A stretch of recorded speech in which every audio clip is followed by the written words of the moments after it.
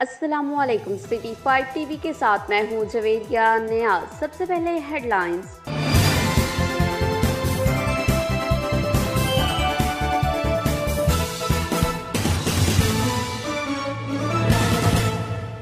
जहलम की तहसील सुहावा में एदी फाउंडेशन की जानिब से 70 खानदानों में राशन तकसीम किया गया।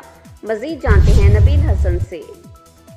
जी बिल्कुल, एदी फाउंडेशन की जानिब से ज़िला जेहलम की तहसील सुहावा में 70 खानदानों में राशन तकसीम किया गया।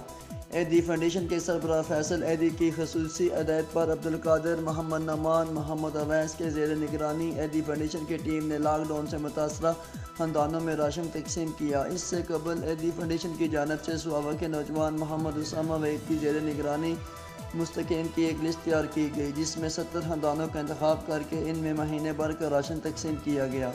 राशन की तकसीम से कबल एदी फाउंडेशन के सरबराह फैसल एदी की सेहतयाबी के लिए खसूसी दुआएं भी की गईं।